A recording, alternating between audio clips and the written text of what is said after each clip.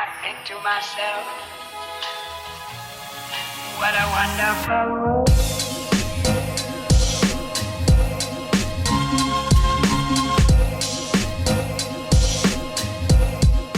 What's going on, guys? Welcome back to another video. I'm out in the garage and I'm going to be trying to make a little bit more progress on my Mark II Escort project. Now, if you've been watching all the episodes, you'll know that in the last video I got a little bit carried away and said that the engine bay is nearly ready for paint. However, I need to hang fire slightly because there is one thing, or two things should I say, I forgot to weld in the last episode. Darren kindly reminded me that he also gave me some bulkhead corner gussets, and I know this has been a very popular request in the comment section for me to weld into the Escort's engine bay. I'm going to be cracking on and welding both of them in at the start of this video.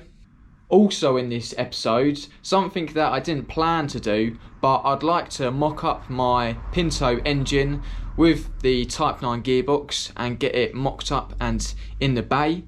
And the reason for this is because the other day I got a message on Facebook from a bloke.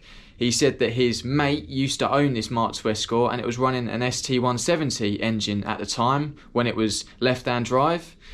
Now, he went on to say that his mate stripped it of all the good parts, whacked a 1300 crossflow in it and then sold it on.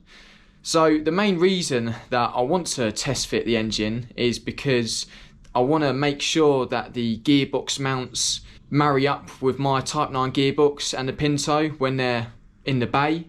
Because I know you have to drill out the gearbox mounts and move them back slightly. I think you have to move the gear stick hole back as well, and I want to make sure that they're going to marry up with my setup just as they did with the ST170 when it was in there. But yeah, it was really interesting to get a message about the car, and the bloke even included some pictures, which was cool to see. So yeah, this has had a couple of different engines as well as different owners in the UK, but once I'm finished with it, it's going to be right hand drive and rocking a 2 litre Pinto in the bay. Anyway, I'm not going to waffle on. The first thing to do is to weld in both of them corner gussets. So without further ado, let's get these welded in.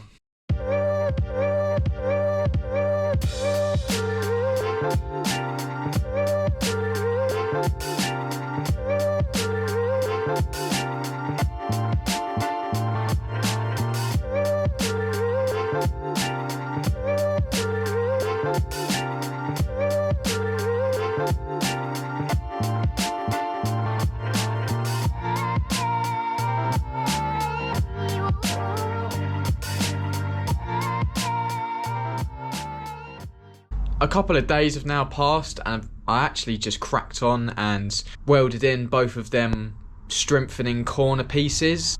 I've now seam sealed them up as well. It's looking good, and hopefully that is the last bit of welding I need to do in the engine bay. Although I've probably just jinxed it because I've already said that several times. Anyway, at the start of this video I said that the objectives was to finish off the welding in the bay, which I've now completed, but also to test fit the Pinto engine with the gearbox. And there was one big part that was holding me back from test fitting the engine and gearbox, but I've now just recently purchased one. Here is my recent purchase, which is a RS2000 bellhousing. Now, this isn't an original one, it's a remanufactured one from Track Sport. I purchased it off a bloke called Jake. He got in contact with me, said he no longer needs it and it's up for sale, so we agreed on a reasonable price and I went and picked it up last night. So yeah, here it is. I need this because I'm fitting the Pinto to the Escort and also because I'm running the Type 9, so this should allow me to marry the engine and gearbox together. Okay, now. How the hell did I get this in here? I've removed the release bearing and I've just got 4 bolts to remove, and then the old bell housing will be able to come off.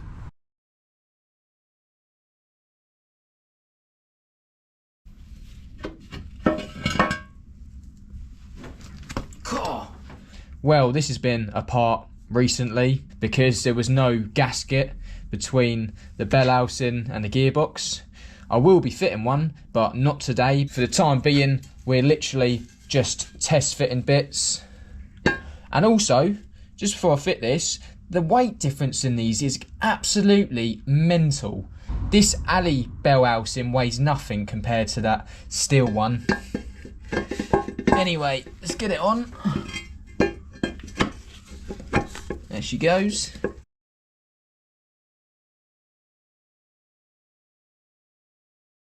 It's now Friday evening and the plan is to get the engine and gearbox in tonight.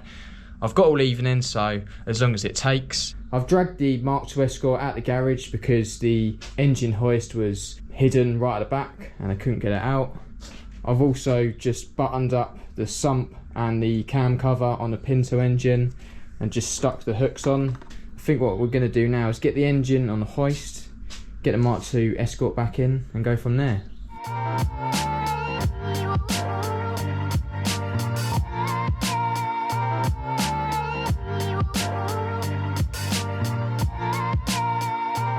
Just been looking through my boot full of parts because I can't really access these that often.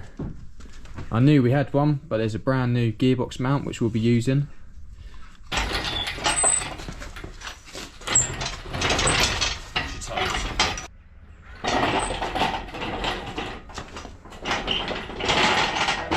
We've just dragged the engine into the garage so we can marry up the gearbox. Now obviously we don't have to worry about stuff like the clutch and flywheel because this is just a test fit only.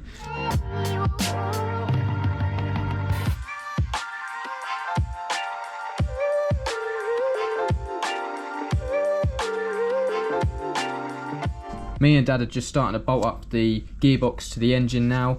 It is worth noting, I'm going to get a proper bolt set when it comes to the real deal, but this is purely just for mocking up.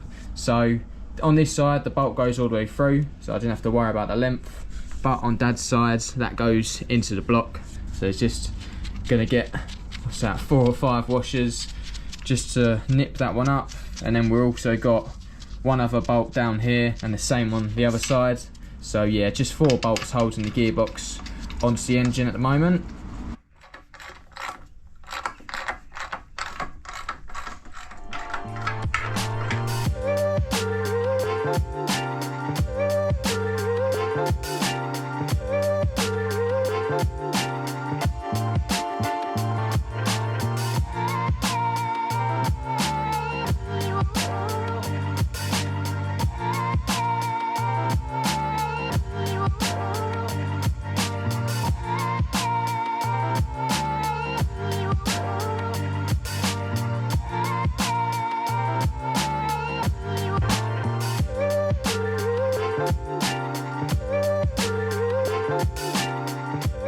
It seems like there's been a lot of to and fro in this evening, but we're finally at a stage where we can try and get the engine and gearbox in. The Escort is back in, all jacked up now, and the cross member is off, but now it's time to try and get the engine and gearbox in. That's alright, I can literally hold this for ages.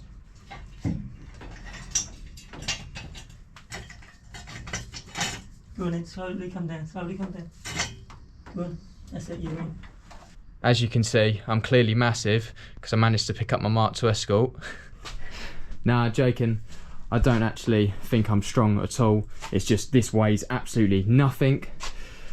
Dad's had a little eye up and we think that's going to be enough room to get the engine under.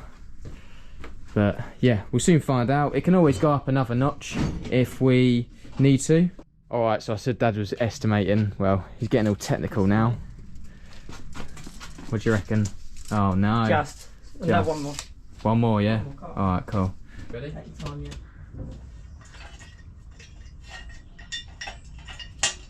Right, breathe out slowly. Good. Is that alright? You're there. Yeah? Yeah.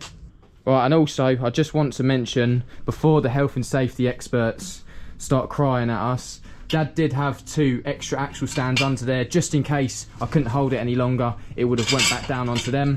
I know I don't really need to say this, but if you are going to lift up your car, just be safe about it, don't do anything stupid, and always have a backup there in case your arms can't take it any longer.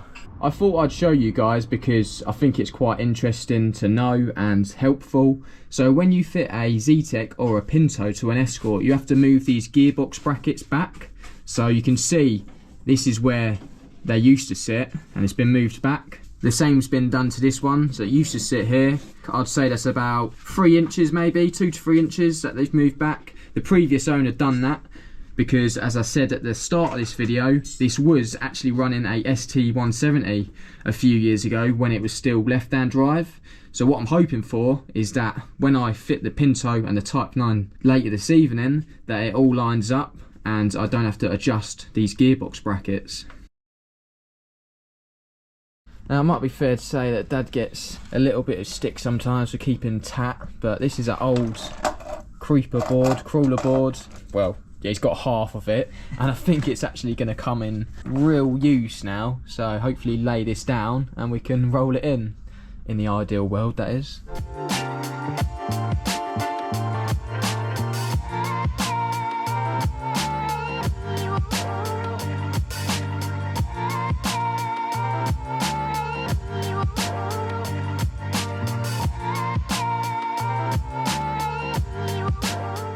Before we bring the engine up, I'm going to fit the engine mounts. Now, these were given to me by Chris Vernon. He kindly said I could just have them because they're missing the metal caps. I will be purchasing them, but for the purpose of today and just mocking everything up, I'm not going to worry too much about it. So yeah, we're going to get these bolted to the sides of the engine and then get it lifted up.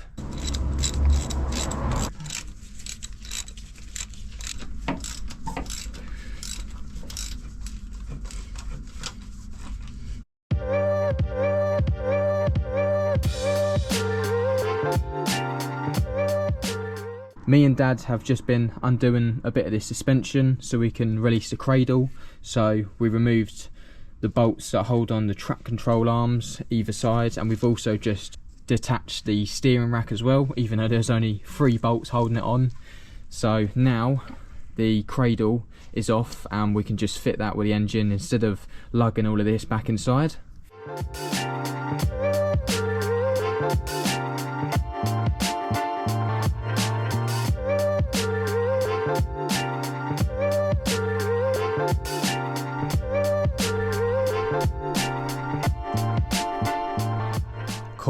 I could get used to that sight. Sits really nicely in the bay. It's really good to be able to see how much room I'll have for the radiator as well. That lower radiator cutout piece was definitely needed to allow me to fit the radiator with a bit of room. Right, we just need to drop down the engine slightly and then we can have a look at the gearbox mount and see if that lines up.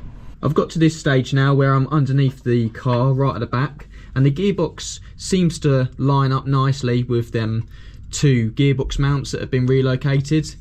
If you were to butt this up, then look, it doesn't go. So I'm assuming that you need some sort of blocks or adapters to fit this mount.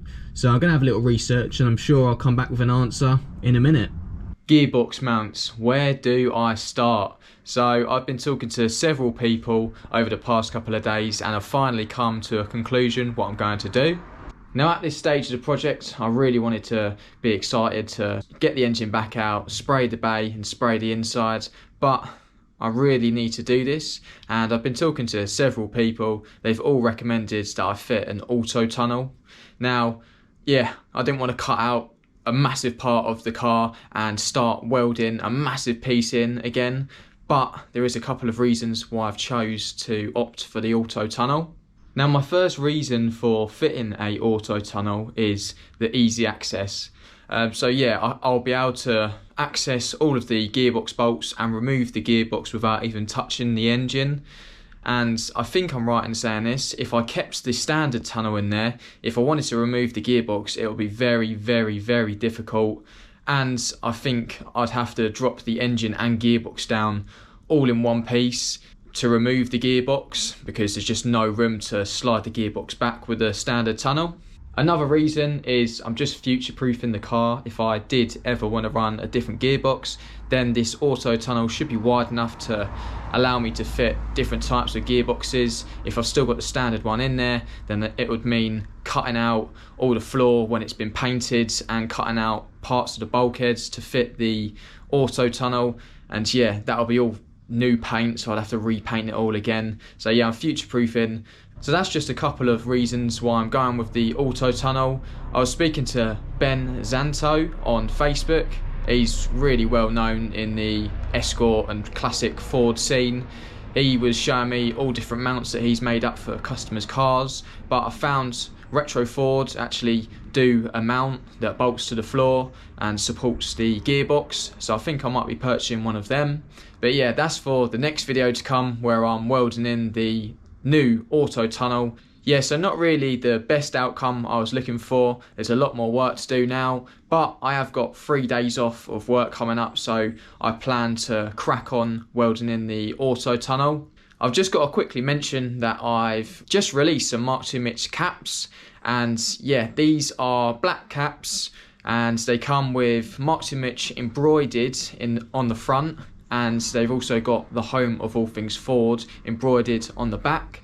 They come in beige stitching, which is obviously relating to my Mark II Escort, and they also come in blue stitching, which relates to my Mark II Fiesta. Yeah, they're £22.50. If you fancy one, like the look of them, then give me a direct message on Facebook, Instagram, or comment on YouTube. I always leave my email below on the videos as well. So yeah, just drop me a message. I don't have a website yet, so I'll send you my PayPal through there. I did release these last week, and I want to thank everyone who's already purchased one. If you did enjoy this video of me working on the Escort and making a little bit more progress, please give it a like, and if you like what you see, subscribe to the channel to see more. Thank you all for watching, and until the next one, I'll see you guys later.